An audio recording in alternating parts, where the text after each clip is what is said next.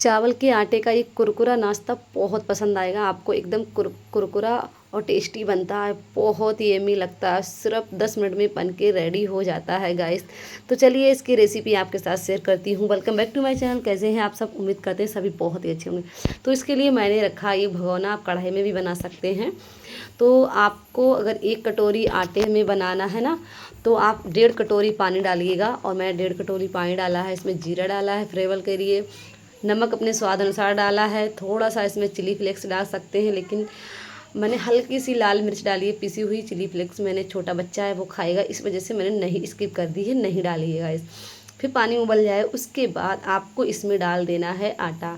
आटा डालने के बाद तुरंत इसको ढक देना है 2 मिनट के लिए, ज़्यादा नहीं, 2 मिनट के लिए ढक देना है। गैस को मीडियम कर देना है। उसके बाद इसको कचली से चला देना है इस तरह से। फिर इसको ढक देना है गाइस, और गैस को बिल्कुल स्लो कर देना है। और फिर इसको ढक दीजिएगा 5 मिनट के लिए, ताकि अच्छे से ये पक जाए। और 1 चम्मच ऑयल डाल दीजिएगा, आप पहले ही डाल दीजिएगा पानी में, मैं भूल गई थी इसलिए मैंने अभी डाला है, तो चिपकेगा कम। तो इस तरह से मिलाते हुए, और इसके बाद आपको इसको ढक देना है 5 मिनट के लिए, और गैस को बिल्कुल स्लो कर देना है। इससे ये अच्छा सा कच्चापन ना रहे और अच्छे से ये पक जाए। तो देखिए मैंने ढक दिया है और 5 मिनट अब हो चुके हैं।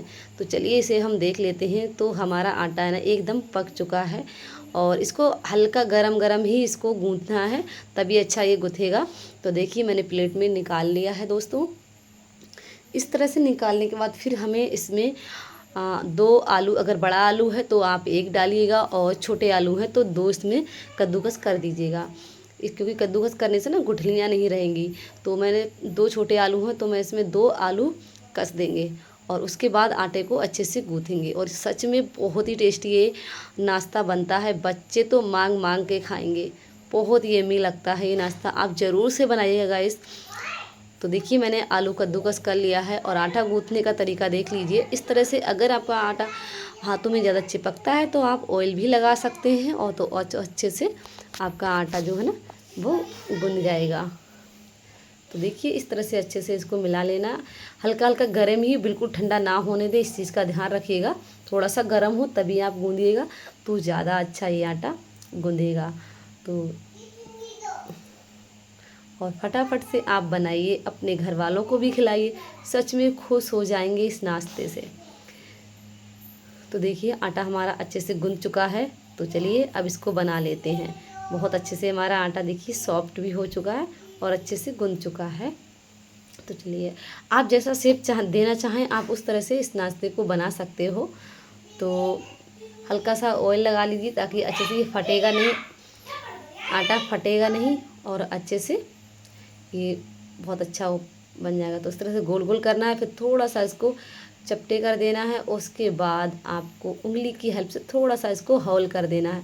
क्या होगा ना, होल कर दोगे तो देखने में बहुत अच्छा लगेगा इस तरह से। देखिए तो देख सकते हैं कितना ज़्यादा देखने में अच्छा लग रहा है। बहुत आसान तरीका है ये नाश्ता बनाने का, आप बनाइए और अपने बच्चों को खिलाइए। रोज़ तो नहीं बना सकते क्योंकि इसको हेल्दी नहीं कर सकते इतना, क्योंकि जो ऑयल में तला जाता है इसलिए। लेकिन हाँ 15 दिन में या फिर 1 महीने में जब मौसम अच्छा हो ना, तो हम बना के खिला सकते हैं बच्चों को। इतना भी वो नहीं है। तो आप बना के खिलाइएगा, आप भी खाइएगा। आप सॉस के साथ खाइए, चाय के साथ खाइए, चटनी के साथ खाइए, किसी के भी साथ खा सकते हैं, जो आपको पसंद हो उसके साथ खा सकते हैं, बहुत टेस्टी लगता है। तो चलिए गाइस हमने बना लिए हैं, अब रख देते हैं पैन।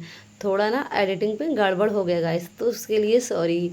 जो क्लिप पहले करनी थी वो बाद में हो गई, और जो बाद में रखनी थी वो क्लिप पहले आ गई। चलिए कोई बात नहीं है, थोड़ा सा एडजस्ट कर सकते हो आप लोग भी।